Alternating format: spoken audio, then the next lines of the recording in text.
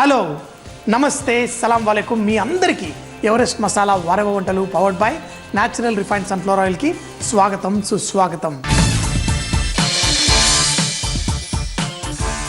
మరి ఈరోజు మీకోసం అచార్ అంటే మన ఇలా రకరకాల పికిల్స్ మనం చేసుకుంటాం కదా, ఆ సువాసన వచ్చే కూరగాయ.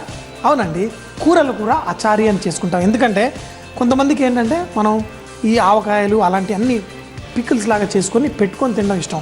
కొంతమందికి ఏంటంటే అవే ఫ్రెష్గా చేసుకోవాలి, సువాసన రుచి అలా రావాలి, కానీ చూడ్డానికి మాత్రం మామూలు మనం చేసుకునే కూరల్లా ఉంటాయి. మరి అందులో చాలా ఫేమస్ అయిన అచారీ బెంగన్ అంటే మనం చిట్టి వంకాయలతోటి అచారీ స్టైల్ చేసుకోవడం. అయితే ఈరోజు మనం వాడే వంకాయలు తెల్ల వంకాయలు. మనకి చాలా రకరకాల రంగుల వంకాయలు కనిపిస్తాయి, ఎన్నో దొరుకుతాయి, ఒక్కొక్క దానికి ఒక రుచి ఉంటుంది. అది మరోసారి మీకు మాట్లాడుకుందాం. అయితే వంకాయలు పైన మెరుస్తూ ఉంటే కొంచెం లేతగా ఉంటాయి, ముదిరిన వంకాయలకి పైన మెరవదు. కాబట్టి అదొక్కటి చూసుకొని కొంచెం లేత వంకాయలు తెచ్చుకొని చేసుకుందాం. అయితే ఈ మసాలా అచారీ మసాలా చేసుకోవడం కోసం ముందుగా కొన్ని దినుసులు వేసుకొని చక్కగా వేయించుకుందాం.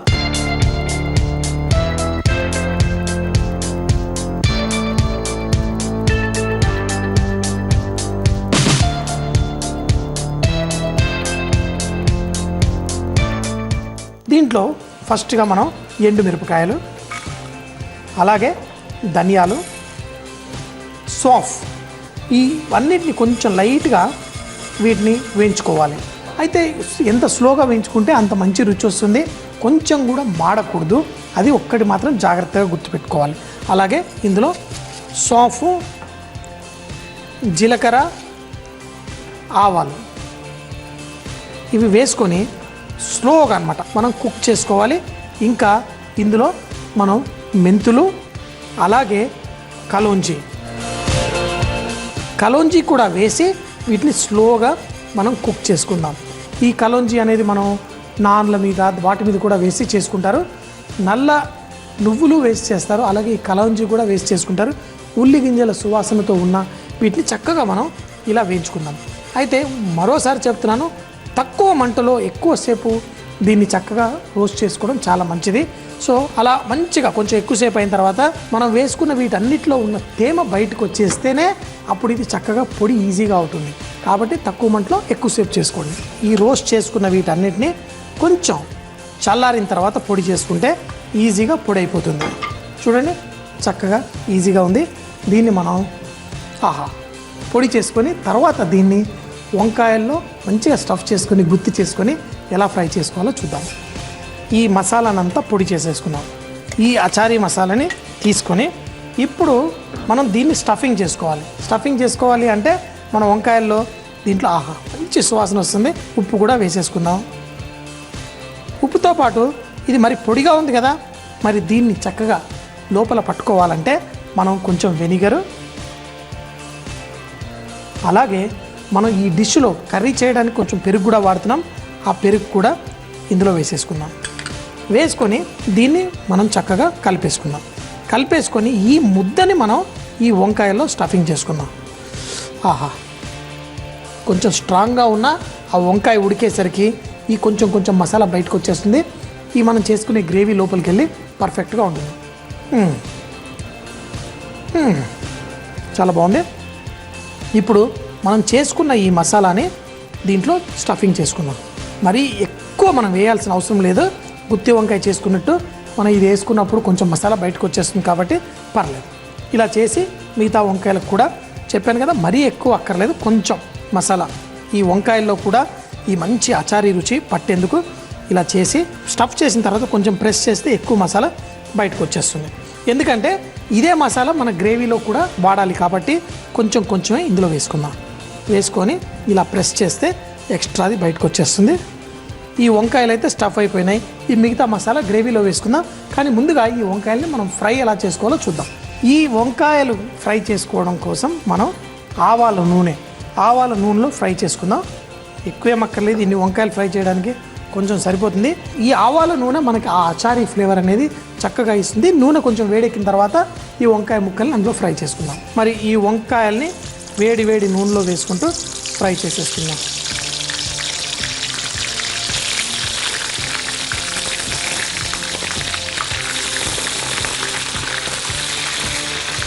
ఈ వంకాయలు చక్కగా కుక్ అయ్యేంత వరకు ఇందులో ఫ్రై చేసుకోండి.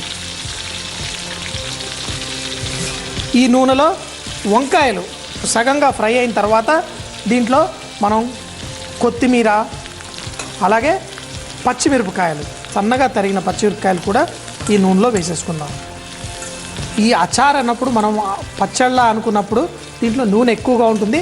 ఈ నూనె గిన్నెలో వేసుకుంటే పైన కవర్ అయిపోవాలి, అప్పుడే ఇది చక్కగా నిలువ ఉంటుంది. మనం ఒక 2-3 రోజులు కూడా తినొచ్చు. సో ఇదంతా అయిన తర్వాత దీంట్లో కొంచెం అల్లం వెల్లుల్లి ముద్ద కూడా వేసుకుందాం. అల్లం వెల్లుల్లి ముద్ద కూడా పక్కన వేసుకొని దాన్ని కూడా కొంచెం కలిసిపోయేలా దీంట్లో కలిపేసుకోండి. దీంట్లో పసుపు, అలాగే కొంచెం అంతా ఉల్లిపాయల పేస్ట్, మనం పచ్చి ఉల్లిపాయలను పేస్ట్ చేసుకొని అది కూడా ఇందులో వేసేసుకోండి. అలాగే ఇందులో కారపొడి అది కూడా వేసి చక్కగా ఇదంతా కుక్ చేసుకుందాం. ఈ ఉల్లిపాయలు ఇదంతా కలిసి చక్కగా కుక్ అవుతుంది. ఇలా కుక్ అయిన తర్వాత మనం మిగిలిన ఈ మసాలా ఏదైతే ఉందో అది కూడా కొంచెం ఇందులో వేసేసుకొని చక్కగా కలిపేసుకుందాం. వేసి కొంచెం మంట తగ్గించి ఒక 4-5 నిమిషాల పాటు ఈ వంకాయల్ని ఈ మసాలాలో మగ్గనిద్దాం. ఈ వంకాయలు కూడా ఈ మసాలాలో మగ్గిన తర్వాత దీంట్లో మనం వెనిగర్, కొంచెం స్ట్రాంగ్గా అనిపిస్తుంది కానీ భలేగా ఉంటుంది. అలాగే దీంట్లో పెరుగు, మనం కొంచెం అంత బీట్ చేసుకున్న పెరుగు కూడా ఇందులో వేసేసుకుందాం. వేసుకొని దీన్ని ఇందులో కలిపేసుకుంటాం. కానీ ఈ పెరుగుతో సహా ఇది మరో 4 నిమిషాల పాటు కుక్ అవ్వాలా. దీంట్లో నుంచి నూనెంతా బయటికి వచ్చేసినప్పుడే ఈ కర్రీ రెడీ అవుతుంది. మీకు మూత పెట్టగలిగితే మూత పెట్టేసుకోండి, లేకపోతే దీన్ని ఇలా కుక్ చేసుకుందాం. మరి ఉప్పు మనం దీంట్లో వేసి అడ్జస్ట్ చేసుకుందాం. సాల్ట్ టేస్ట్కి తగ్గట్టు ఉప్పు వేసుకొని ఘాటుగా మన అచారీ బెంగన్ రెడీ అయిపోతుంది. ఇంకొక 10 నిమిషాల్లో ఈ కర్రీ రెడీ అవుతుంది. వంకాయలు కూడా చక్కగా పర్ఫెక్ట్గా కుక్ అయిపోతాయి.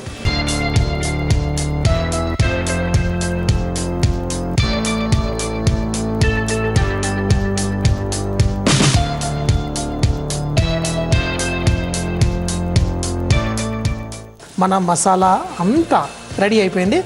దీంట్లో మనం కొన్ని పులుసులు చేసుకున్నప్పుడు అది అప్పుడే తింటే అంత గొప్పగా ఉండదు. దాన్ని ఒక 6 గంటల తర్వాత తింటే దాని అసలు రుచి బయటపడుతుంది. ఇది కూడా అంతే. ఇప్పుడే తిన్నామనుకోండి దీంట్లో ఆ వంకాయలు ఆ పులుపు అదంతా ఎక్కదు. కాబట్టి దీన్ని మనం తీసి పెట్టేసుకొని ఒక 6 గంటల తర్వాత తింటే సూపర్గా ఉంటుంది. ఇంకొకటి ఏంటంటే దీన్ని ఒక 2-3 రోజుల తర్వాత కూడా పెట్టుకొని తినొచ్చు, చాలా రుచిగా ఉంటుంది.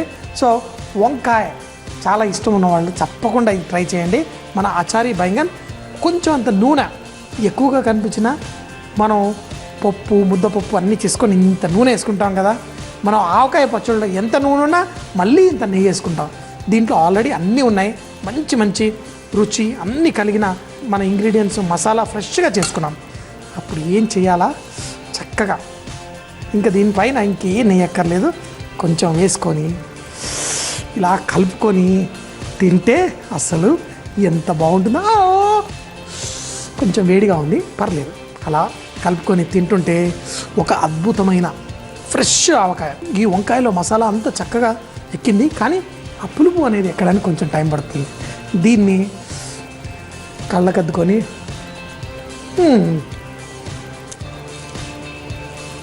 ఒక్కసారి తిన్నారనుకోండి ఇదే కావాలి, ఎంతో రుచి. ఎందుకంటే ఈ రుచి తిన్న తర్వాత గంట తర్వాత కూడా నోట్లో అలా తగులుతూనే ఉంటుంది, చాలా బాగుంటుంది. పెరుగన్నం అంటే చాలా ఇష్టం. రోజు ఏ తిన్నా లాస్ట్లో పెరుగన్నం తింటాం. కానీ ఈ అచారీ బెంగన్ చేసుకున్నాను అనుకోండి, పెరుగన్నం అయితే తింటాను, తిన్న తర్వాత ఈ లాస్ట్ ఒక ముద్ద కలుపుకొని తింటే రాత్రి అదే రుచి నోట్లో తగులుతూ ఎంతో అద్భుతంగా ఉంటుంది. సో తప్పకుండా మీరు ట్రై చేయండి. వంకాయ ఇష్టమైన వాళ్ళు, ఇష్టం లేని తెలుగు వాళ్ళు ఎవరు ఉండరు అనుకుంటా నాకు తెలిసి. సో మరి ఈ ముక్క కొంచెం వేడిగా ఉన్నా అద్దుకొని ఏంటంటే ప్రతి వంటకి మనం ఆ ఊహించే రుచి ఉంటుంది. కొన్నిసార్లు మీకు తెలుసో తెలీదో కాకరకాయ ఉంటుంది కదా, తినాలని ఎక్కడ లేని కోరిక కలుగుతుంది. తొందరగా మార్కెట్కి వెళ్తాను, అది గంట సేపు పట్టినా 2 గంటలు పట్టినా చేసుకొని తినేంత వరకు నాకు సాటిస్ఫాక్షన్ ఉండదు. అలా చాలా ఉంటాయి. ఒకసారి బిర్యానీ తినాలనిపిస్తుంది, ఇంకోసారి ఇంకా. మా ఇంట్లో అందుకే చిన్నప్పటి నుంచి వీడు పెద్ద తిండిపోతూ అని పేరు పెట్టేశారు. ఇప్పుడు అందరు హ్యాపీ, ఏమైనా వీడికి తగిన ఉద్యోగం దొరికింది, తగిన పనే చేసుకుంటున్నాడు, వండుకుంటున్నాడు, తింటున్నాడు అంటారు.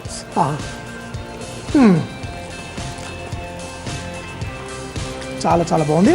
మరి మీరు కూడా తప్పకుండా చేసుకొని ట్రై చేయండి. ఆహా అంటే వారేవా ఇదే మరి. సూపర్ అంటే సూపర్. మరి ఆచారి బైంగన్ అంటే వంకాయ ఆవకాయ కూర.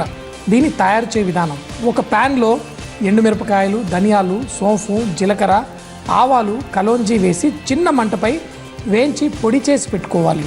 ఈ పొడిలో కొంచెం ఉప్పు, వెనిగర్, పెరుగు వేసి కలుపుకొని వంకాయల్లో స్టఫ్ చేసి పెట్టుకోవాలి.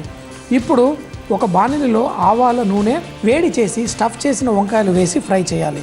తర్వాత కొత్తిమీర, పచ్చిమిరపకాయలు, అల్లం వెల్లుల్లి పేస్ట్, పసుపు, ఉల్లిపాయ పేస్ట్, కారపొడి, అలాగే మిగిలిన మసాలా వేసి 4 నిమిషాల పాటు కుక్ చేయాలి. చివరిగా వెనిగర్, పెరుగు, ఉప్పు వేసి మరికొద్దిగా సేపు ఉడకనివ్వాలి. దీన్ని అన్నంతో తింటే అద్దరిపోతుంది. 2-3 రోజుల పాటు ఫ్రిడ్జ్లో పెట్టుకొని తినొచ్చు. నా వంటకం చూశారు కదా. నెక్స్ట్ అయితే రాగిని మీకోసం చకచక అంటూ భలే భలే అంటూ మీకోసం ఒక స్పెషల్ డిష్ చూపించబోతుంది.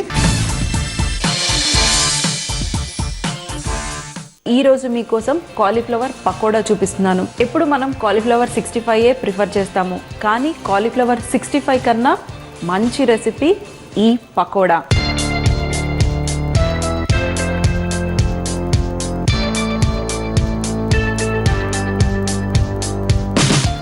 ఈ పకోడా కోసం ముందుగా మనకి కాలీఫ్లవర్ కావాలి. ఇప్పుడు మనకి మార్కెట్లో చాలా ఎక్కువగా మనకి గోబీ పువ్వు దొరుకుతుంది. ఇలా పువ్వుగా మీరు కట్ చేసుకుంటే మనకి డీప్ ఫ్రై చేసినప్పుడు చక్కగా పువ్వుగా ఉంటుంది ఈ పకోడా.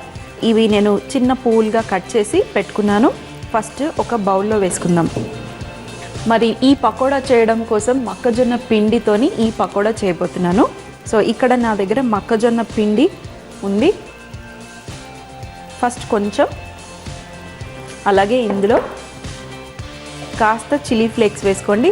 అలాగే ధనియాలు, ఈ ధనియాలను కూడా నేను కాస్త కచ్చాపచ్చగా దంచి పెట్టుకున్నాను. ఇష్టం ఉంటే వేసుకోండి, లేదంటే మీరు వేసుకోకపోయినా పర్వాలేదు. అలాగే వామ, ఎప్పుడైనా డీప్ ఫ్రై చేసేటప్పుడు కొంచెం వామ వేసుకుంటే మనకి డైజెషన్కి బాగుంటుంది. అలాగే పచ్చిమిరపకాయలు, సన్నగా తరిగి పెట్టుకున్న పచ్చిమిరపకాయలు. మరి కరివేపాకు కూడా చూడండి ఎంత సన్నగా కట్ చేసుకున్నానంటే ఇవన్నీ మన పిండిలో పట్టేసుకొని డీప్ ఫ్రై చేసినప్పుడు చక్కగా పిండికి పట్టుకొని ఉంటుంది. అలాగే మన గోబీ పువ్వుకి కూడా ఇవి పట్టుకొని ఉంటాయి. ఇందులో కొంచెం అంత కొత్తిమీర కూడా, మరి తగినంత సాల్ట్, అలాగే అల్లం వెల్లుల్లి పేస్ట్. మీరు కావాలంటే ఫ్రెష్గా తరిగి పెట్టుకున్న అల్లం కూడా వాడుకోవచ్చు. అలాగే వెల్లుల్లిపాయలు కూడా మీరు ఫ్రెష్గా తరిగి పెట్టుకునేవి వాడుకోవచ్చు. ఇవన్నీ ఒక్కసారి మిక్స్ చేసుకుందాం. ఫస్ట్గా మిక్స్ చేసుకున్న తర్వాత బజ్జీ పిండిలాగా కలుపుకోవాలి. కొంచెం వాటర్,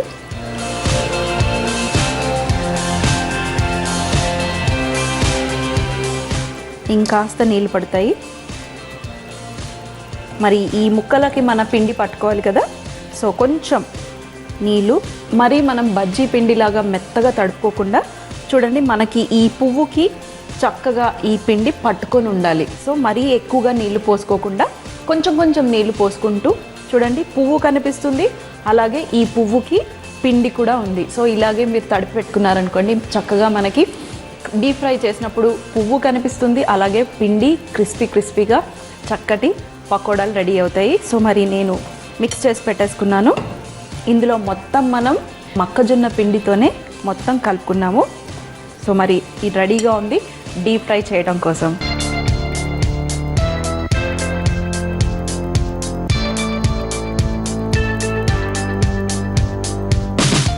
మన గోబీ పకోడా చేయడం కోసం రెడీగా ఉంది. అలాగే మరి ఇప్పుడు మనం డీప్ ఫ్రై చేసుకోవాలి కదా.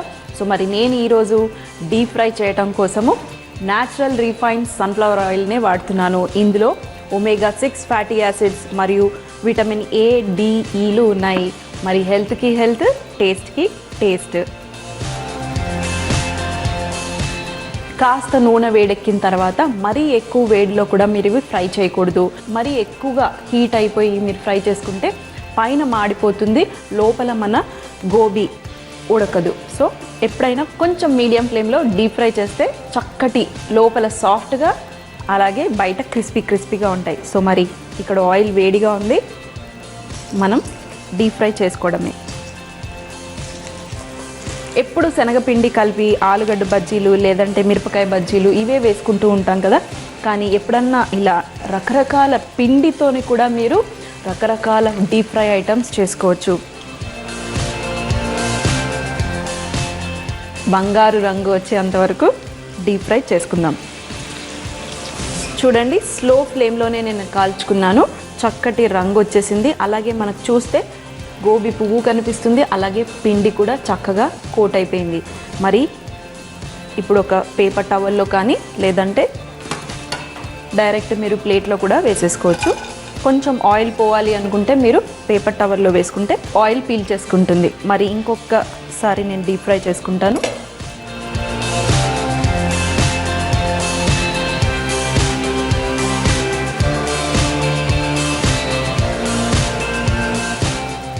సో చూడండి, చక్కటి కలర్ వచ్చేసింది. మరీ ఎక్కువగా గోల్డెన్ కలర్ ఫ్రై చేయకండి, కొంచెం ఈ రంగు వచ్చిందంటే పర్ఫెక్ట్గా కుక్ అయిపోతాయి. సో మరి ఇప్పుడు స్టవ్ ఆఫ్ చేసేసుకొని చక్కటి గోబీ పకోడా రెడీ, క్రిస్పీగా. ఎప్పుడన్నా ఈవినింగ్ స్నాక్కి మీరు చాలా సింపుల్గా ఫాస్ట్గా అయిపోతాయి. ఎప్పుడు గోబీ 65 చేసుకోకుండా ఇలా గోబీ పకోడా, అది కూడా మనం మొక్కజొన్న పిండితో చేసుకుందాం. చూడండి ఎంత క్రిస్పీగా ఉన్నాయంటే అంత క్రిస్పీగా ఉన్నాయి, టేస్ట్ సూపర్గా ఉన్నాయి. ఎందుకంటే చక్కగా గ్రీన్ చిల్లీస్ వేసుకున్నాను, అలాగే మీరు చూసారు కదండి ఇక్కడ మనం ఎండుమిరపకాయల పొడి కూడా వేసుకున్నాం కదా. చూడండి, ప్రతి ఒక్క గోబీకి ఒక రెడ్ కలర్గా మన ఎండుమిరపకాయలు కనిపిస్తున్నాయి. ఇలాగే చేసుకోండి, సూపర్గా ఉంటుంది. నేను తింటూనే ఉన్నాను, అంత టేస్టీగా ఉన్నాయి. క్రిస్పీగా ఉన్నాయి, లోపల సాఫ్ట్గా ఉన్నాయి, పర్ఫెక్ట్గా ఉన్నాయండి. టోటల్గా పర్ఫెక్ట్గా ఉన్నాయి. సో మరి వెంటనే ఈ చక్కటి గోబీ పకోడా చేసి మీ ఫ్యామిలీ అందరికీ పెట్టేసి మీరు కూడా తినేసి ఎంజాయ్ చేయండి. సో మరి మళ్ళీ కలుద్దాం వారేవాలో ఇంకొక రెసిపీతో. కాలీఫ్లవర్ పకోడా తయారు చేయు విధానం. ముందుగా ఒక బౌల్లో కాలీఫ్లవర్ ముక్కలు, మొక్కజొన్న పిండి, చిల్లీ ఫ్లేక్స్, ధనియాలు, వామ, పచ్చిమిరపకాయ ముక్కలు, కరివేపాకు, కొత్తిమీర, ఉప్పు, అల్లం వెల్లుల్లి పేస్ట్, తగినన్ని నీళ్లు పోసి కలిపి పెట్టుకోవాలి. ఇప్పుడు కడాయిలో డీప్ ఫ్రై చేసుకోవడం కోసం నూనె వేడి చేసి కలిపి పెట్టుకున్న కాలీఫ్లవర్ ముక్కల్ని వేసుకొని మంచి రంగు వచ్చేంత వరకు డీప్ ఫ్రై చేసుకొని వేడివేడిగా సర్వ్ చేసుకుంటే చాలా బాగుంటుంది. మన ఇంట్లో అప్పుడప్పుడు చపాతీలు మిగిలిపోయి ఇలా గట్టిగా అయిపోతూ ఉంటాయి. అలాంటి చపాతీలను ఎలా వాడుకోవచ్చో చూద్దాం. ముందుగా ఒక బౌల్లో సన్నగా తరిగిన ఉల్లిపాయ ముక్కలు, కొత్తిమీర, పచ్చిమిర్చి ముక్కలు, నెయ్యి, కొద్దిగా ఉప్పు వేసి కలిపి పెట్టుకోవాలి. ఇప్పుడు ఎండిపోయిన చపాతీలను మీకు ఇష్టమైన షేప్లో కట్ చేసుకొని దానిపైన కలిపి పెట్టుకున్న మిశ్రమాన్ని పెట్టుకొని తింటే చాలా టేస్టీగా ఉంటుంది. పాలు కాచేటప్పుడు అవి పొంగకుండా ఉండాలంటే ఇలా చూపించే విధంగా గిన్నె అడుగు భాగాన అంచులకు నెయ్యి కానీ నూనె కానీ రాసి అందులో పాలు పోసి కాస్తే అవి పొంగకుండా ఉంటాయి. ప్రతి ఇంట్లో అద్భుతమైన వంటలు ఉంటాయి. మరి అవి మాతో పంచుకుంటేనే కదా అందరూ ఎంజాయ్ చేయగలుగుతారు. మీ ఫేవరెట్ రెసిపీస్ మాకు రాసి పంపించి XXX డిటర్జెంట్ సోప్ తరఫున ఒక మంచి బహుమతి గెలుచుకోగలరు. మా చిరునామా MIG 1540 BHEL హైదరాబాద్ 502032. ఈరోజు వంటలు చూశారు కదా, మరి మీరు కూడా ఇంట్లో ట్రై చేయాలి తప్పకుండా. సో మరి రేపు మర్చిపోకుండా ఇదే టైంకి మళ్ళీ కలుద్దాం. అప్పటిదాకా సీ యూ, బాయ్ బాయ్, ఖుదాఫిజ్.